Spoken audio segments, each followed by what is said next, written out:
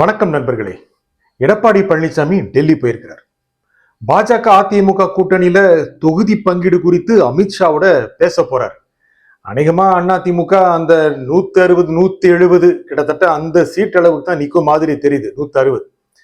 ஏன்னா 70 சீட்டு தேசிய ஜனநாயக கூட்டணியான பாஜக அணிக்கு வேணும் அப்படின்னு பாஜக நிர்பந்தம் பண்ணுது.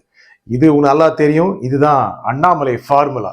என்னன்னா, கடந்த மக்களவை தேர்தலில் தனியாக நின்று தேசிய ஜனநாயக கூட்டணி அதுல யார் இருந்தாங்க? முக்கியமா பாமக தான் இருந்துச்சு. இவங்க எல்லாம் சேர்ந்து கிட்டத்தட்ட 18% வாங்கினாங்க. ஆமா, அதுல இப்போ ஓபிஎஸ் இல்ல, அவர் திமுக சேர்ந்துட்டார். அண்ணா திமுக ஒரு 22% ஓட்டு வாங்கிச்சு. அப்படின்னா 1/3 கொடுங்க அப்படின்னு பாஜக வைக்குது. இது அண்ணாமலையோட திட்டம். அண்ணாமலை இதுதான் முன் வச்சார், பாஜக அதை செயல்படுத்தணும் அப்படின்னு. அப்புறம் நம்ம பாஜகவுடைய மாநில நிர்வாகிகள் எல்லாம் சேர்ந்துட்டு அதிமுக கூட்டணி அமைந்தாலே போதும், எம்எல்ஏ ஆகிவிடலாம் அப்படின்லாம் நினைச்சாங்க. இது எடப்பாடி கொஞ்சம் மகிழ்ச்சியா தான் இருந்துச்சு. சரி, இது முடிவு பண்ணிடலாம், கடந்த முறை 20 கொடுத்தோம், சரி 25 இந்த அளவுக்கு பாஜக தயாராயிரும் அப்படின்னு நினைச்சாரு. ஆனா அது முடியாதுங்கிற மாதிரி தெரியுதுங்க. இந்த நேத்துல மதுரையில போய் பேசினாங்க. ஆனா என்னாச்சு, ஒண்ணும் முடிவாகல. இங்கிருந்து எடப்பாடி பழனிசாமி டெல்லி சலோ அப்படின்னு டெல்லிக்கு போறாரு. பாருங்க, பாஜகவுடைய பாஜகவுக்கு அடிபணிந்து அதிமுக செயல்படுது. அந்த வார்த்தையில நான் பயன்படுத்த விரும்பல அப்படின்னு எதிர்கட்சிகளாம் சொல்லுது. ஆனால் கூட்டணி பற்றி பேசுவதற்காகவும் முடிவெடுப்பதற்காகவும் இங்கிருந்து அதிமுகவுடைய தலைவர் டெல்லி செல்கிறார். இதெல்லாம் எவ்வளவு ஒரு ஆச்சரியமான விஷயம் இல்லையா? ஏற்றுக்கொள்ளக்கூடியதாக அதிமுக தொண்டர்கள் நினைப்பாங்களா?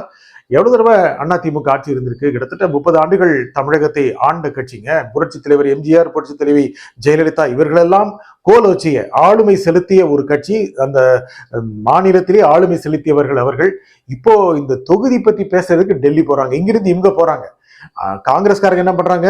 இங்கே வராங்க திமுக கிட்ட பேசுறதுக்கு. ஈவன் மத்தியில காங்கிரஸ் ஆட்சியில இருந்த போது கூட சென்னைக்கு வந்துதான் திமுகவோட பேசுறாங்க. திமுக ஆட்சியில் இல்லாத போது கூட வந்து பேசுறாங்கல்ல. ஆனா கடைசியில பார்த்தா இங்க இருந்து அதிமுகவுடைய தலைவர் டெல்லி போய் இது கூட்டணி எல்லாம் ஓகேயா, இடங்கள்லாம் ஓகேயான்னு கேட்கறது அதிமுக தொண்டர்கள் ஏற்புடையதா இருக்குமா? இது அடிபடிந்து போற மாதிரி இல்லையா? சரி, இதுல என்ன விஷயம் அப்படின்னா, நிறைய சீட்டு வேணும். எவ்வளவு சீட்டு வேணும்?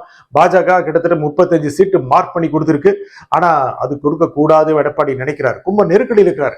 பாஜக சொல்வதை கேட்கும் நிலையில் எடப்பாடி வந்து விட்டாரோ என்று அதிமுக தொண்டர்கள் சந்தேகிக்க ஆரம்பித்து விட்டார்கள் என்பது எடப்பாடி பழனிசாமிக்கு ரொம்ப நெருக்கடியா இருக்கு. ஏன்னா கூட இருக்காங்கல்ல, மற்ற தலைவர்கள்லாம் இருக்காங்க. ஏன்னா பெரிய பெரிய தலைவர்கள் கூட, எஸ்பி வேலுமணி இருக்காரு, அப்புறம் தங்கமணி இருக்கிறாரு, இன்னும் பல, விஜயபாஸ்கர், உதயகுமார், இந்த மாதிரி பெரிய பெரிய தலைவர்கள், செல்லூர் ராஜு, இந்த மாதிரி பல தலைவர்கள் என்ன ஒரு மதிப்பு வச்சிருப்பாங்க.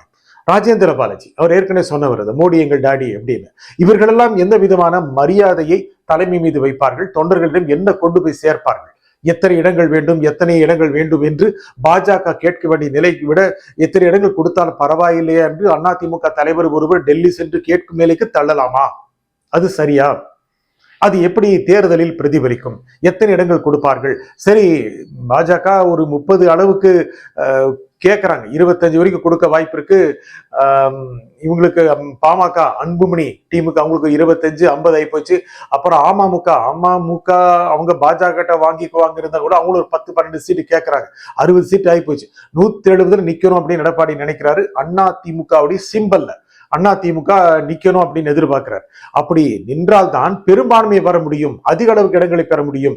திமுகவை டைரக்ட் ஃபைட்ல சந்திச்சாதான் அதிமுக ஜெயிக்க முடியும். திமுகவோட கூட்டணி கட்சிகளை போட்டியிடுற இடங்களில் அதிக அளவுக்கு போட்டி போடணும், அதிமுக போட்டி போடணும். கூட்டணி கட்சி நிற்கிற இடத்துல அதிமுக நின்னுது அப்படின்னா ரெட்டைலை ஜெயிக்கக்கூடிய வாய்ப்பு இருக்கு. இது எடப்பாடியோட திட்டம். ஆனா அந்த இடங்களாக பார்த்து பாஜக கேட்டால் இதுல அண்ணாமலை ஒன்னும் பொறுப்பு கொடுக்கல. அண்ணாமலையை எடப்பாடி பேச்சை கேட்டு பாஜக தலைமை நீக்கிருச்சு.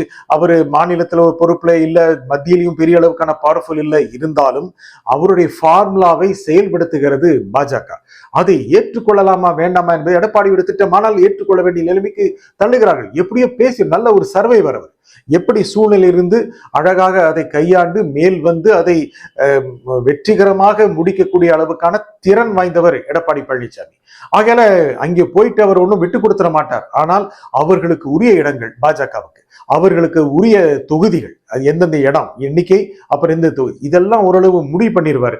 ஆனா கோவையை பொறுத்த வரைக்கும் இடம் மாற்றி கேட்குது. உங்களெல்லாம் தெரியும், வானதி ஜெயிச்ச தொகுதியே இப்போ அதிமுக கேட்குது. ஏன்னா அது ரொம்ப பலம் அப்படின்னு நினைக்குது. அங்க வேலுமணி நினைக்கிறார், வேற தொகுதியில நின்னுங்க உங்களை ஜெயிக்க வைக்கிறேன் அப்படின்னு சொல்றாரு. ஆனா அதையும் திருமதி வானதி சீனிவாசன் ஏற்றுக்கொள்ளவில்லை. அப்புறம் அண்ணாமலை எங்கே நிற்பார்? அண்ணாமலை அநேகமாக பல்லடத்தை குறி வைக்கிறார். அரவக்குச்சி இருக்கலாம், கரூர் இருக்கலாம். அவருக்கு உகந்த இடம் எது? பாஜக பலமாக இருக்கின்ற இடம் எது? அதிமுக காரங்க வேலை பார்ப்பாங்களா, ஓட்டு போடுவாங்களா? கடைசியில அந்த இடத்துல மறுபடியும் திமுக தட்டிட்டு போயிருச்சுன்னா அண்ணாமலைக்கு மிகப்பெரிய செல்வாக்கு இழப்பா இருக்கும். அது அதிமுக செயல்படுத்திடுமோ அப்படின்னு ரொம்ப உன்னிப்பா கவனிக்கிறாங்க. இல்ல அண்ணாமலை சென்னையில நிக்கலாம், டி நகர்ல நிக்கலாம், இல்ல விருகம்பாக்கத்தில் நிக்கலாம், இப்படிங்கிற அறிவுரைகள் கொடுக்கப்படுது. இதுக்கு எல்லாத்தையும் தாண்டி வரணும் எடப்பாடி நினைக்கிறார். மேடையில என்ன இருந்தாலும் பாஜகவின் மாநிலத்தில் முன்னாள் மாநில தலைவர் அண்ணாமலை அப்படி எடப்பாடி சொன்னாலும் அந்த இயக்கம் ஜெல்லாகவே இல்லை. இதனால அதிமுக எப்படி பாஜக ஓட்டு எடுக்க முடியும்? அண்ணாமலை ரொம்ப ஸ்ட்ராங்கா இருக்கிற இடத்துல அதிமுகவுக்கு பாஜகவுடைய தொண்டர்கள், அண்ணாமலையோட தொண்டர்கள் ஓட்டு போடுவாங்களா?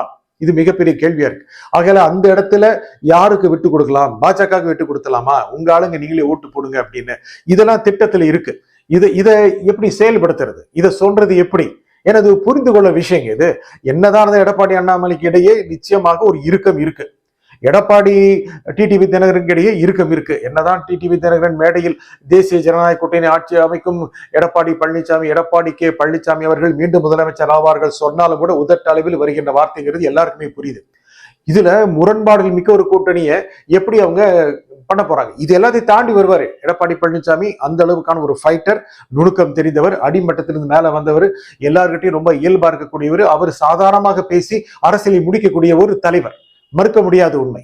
ஆனால் ஒரு பெரிய கட்சி, தேசிய கட்சி, தனக்கூட கூட்டணி அமைத்திருக்கிற கட்சி எந்த விதமான நெருக்கடி வேண்டுமானாலும் கொடுக்கலாம் அப்படின்னு எல்லாமே வந்தால் அவர் எப்படி அதை மீண்டு வர முடியும்? இது செயல்படுத்தினால் அவருக்கு ஒரு மிகப்பெரிய அளவுக்கான வெற்றி கிடைக்கும். திமுகவை வீழ்த்த வேண்டும். திமுக இன்னைக்கு ஒரு ஆளும் கட்சியா இருக்கிறதெல்லாம் உங்களுக்கு எதிரான மனநிலை மக்கள்கிட்ட இருக்கு. அதை பயன்படுத்தி கொள்ள வேண்டும். விஜய்க்கு ஒரு வளர்ச்சிக்கான அறிகுறிகள் நிறைய இருக்கு, அதை எதிர்கொள்ள வேண்டும். விஜய் யாரோட ஓட்டு பிரிப்பாரு? நிறைய பேர் திமுக ஓட்ட பிரிப்பாருங்கிறாங்க. இல்ல அவர் அண்ணா திமுக ஓட்டை தான் பிரிப்பாருன்னு சொல்றாங்க. இதையும் தாண்டி வர வேண்டும். எல்லாத்தையும் தாண்டும் அப்படின்னா முக்கியமா எத்தனை இடங்கள் போட்டி போடுறது அப்படின்னு திமுக மாற்றாக அண்ணா திமுக முடிவு பண்ணி ஆகணும். எடப்பாடி முடிவு பண்ணுவாரு. டெல்லிக்கு சென்று வந்தாலும் அவர் கை ஓங்கலாம். இது எல்லாத்தையும் தாண்டி வந்தவர் தானே, சமாளிச்சிருவார். ஆனா இது எப்படி கொண்டு போறது? சமாளிக்கிறது ஒரு பக்கம் இருக்கு, வெற்றி கொடுக்க வேண்டும், வெற்றி பெற வேண்டும், நிறைய தாக்கத்தை கொடுக்க வேண்டும், இடங்களை வெல்ல வேண்டும். தேர்தலுக்கு பிறகு அதிமுக அதிக தொகுதிகளை வென்ற கட்சியாக இருக்க வேண்டும். அப்பதான் யாரும் தொந்தரவு பண்ண மாட்டாங்க. 117க்கு கீழே குறைஞ்சது அப்படின்னா யாரு வேண்டுமானாலும் அதிகாரம் செய்வார்கள். தேர்தலுக்கு முன்னாலேயே பாஜக இந்த அளவுக்கு ஒரு நெருக்கடி கொடுக்குது, குடைச்சல் கொடுக்குது அப்படின்னா 117 வரல அப்படின்னா அதை எப்படி சமாளிக்கிறது? அதை சமாளிக்கிறது தான் பெரிய கஷ்டம். இல்ல திமுகவுக்கு பெரும்பான்மை வரல, அதிமுகவுக்கு பெரும்பான்மை வரல, அப்போ அந்த ஈக்குவேஷன்ஸ் எப்படி இருக்கும்? யாரு மேலாண்மை பெறுவார்கள்? யாருக்கு யார் உதவி பெறுவார்கள்? யாரு வாங்க, எங்கிருந்து சீட்டை அப்படி கிளப்பிட்டு வர்றது, இதெல்லாம் இருக்குல்ல, எம்எல்ஏவை கிளப்பிட்டு வரணும் இல்ல, இதெல்லாம் தாண்டி ஒரு கணக்கு போட்டாதான் இப்போ எத்தனை இடங்கள் அப்படிங்கிறது முடிவு பண்ண முடியும். அதுலயும் ரொம்ப கராரா இருப்பார் எடப்பாடி பழனிசாமி. அவருடைய திட்டம் அநேகமாக அவரை பொறுத்தவரை நிச்சயமாக தவறாகுமா இல்லையா என்பதை பிறகு பார்க்கலாம். நன்றி, வணக்கம்.